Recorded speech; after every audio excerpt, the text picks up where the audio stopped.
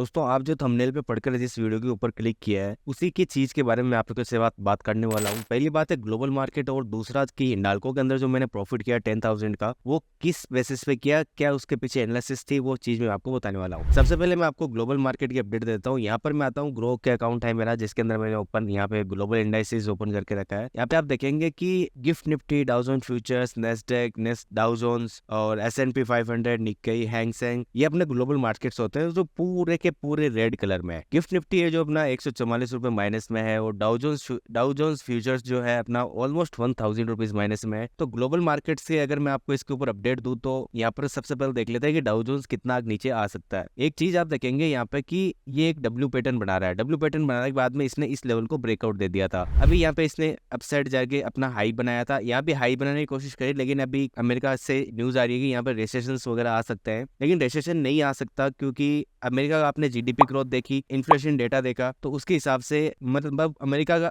बहुत कंफ्यूजिंग हो रहा है। अब कह रहे हैं कि रिसेशन आ रहा है, और ये भी कह रहे हैं कि फेड की जो मीटिंग हुई थी अभी कुछ टाइम पहले, तो आपने वहां पे ये भी देखा था कि जेरेम पॉल्स ने आपने ये भी कहा था कि रेट कट्स आएंगे, लेकिन सितंबर में आएंगे। तो रेट कट्स आ सकते हैं, इन्फ्लेशन डेटा सही है और जीडीपी की ग्रोथ अच्छी है, तो फिर ये मार्केट गिर क्यों रहा है? मैं इसको नेगेटिव नहीं लेता अपने एंड से। आपका क्या हुआ है, आपका कमेंट करके जरूर बताना। लेकिन इस चार्ट के फॉर्मेशन के हिसाब से यहाँ पर अब ये रुक जाना चाहिए, इससे ज्यादा नीचे इसके अंदर गिरावट नहीं आनी चाहिए। ये एक मेरी बॉटम लाइन है, इसको ब्रेक करता है तो एक अच्छा खासा फॉल देखने को और मिल सकता है। ठीक है, चलिए अब बात करते हैं अपन हिंडाल्को के बारे में। यहाँ पे मैं आ जाता हूँ मेटल सेक्टर के अंदर, और हिंडाल्को ये रहा। यहाँ पर आप देखेंगे हिंडाल्को ने 648 के ऊपर क्लोजिंग दी है, और इसने अपना आज का जो बॉटम बनाया वो बनाया 646 का। यहाँ पर एक्चुअल में हुआ क्या था, यहाँ पर आप देखिए डेली टाइम फ्रेम के ऊपर हूँ। यहाँ पर आप देखेंगे कि यहाँ पे कंसोलिडेशन हुआ काफी टाइम तक। एक रेड कैंडल्स बनने के बाद में छोटी सी एक बेस कैंडल बनी। बेस कैंडल कोई से भी कलर की बन सकती है। यहाँ पर फिर एक बड़ी रेड कैंडल बनने को दिखाई दी। तो इसमें क्या हुआ, जब ये नीचे से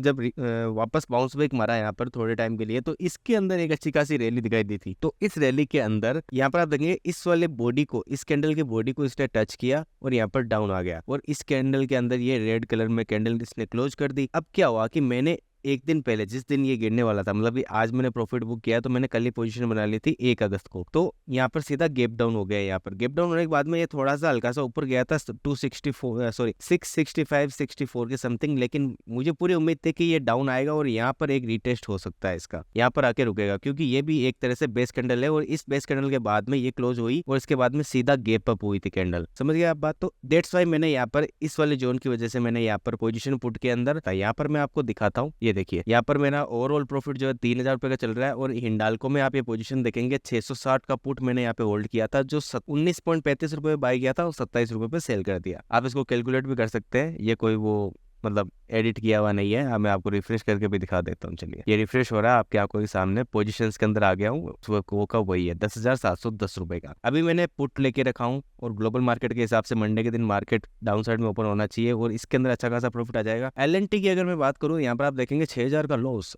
इसका भी एक रीजन है।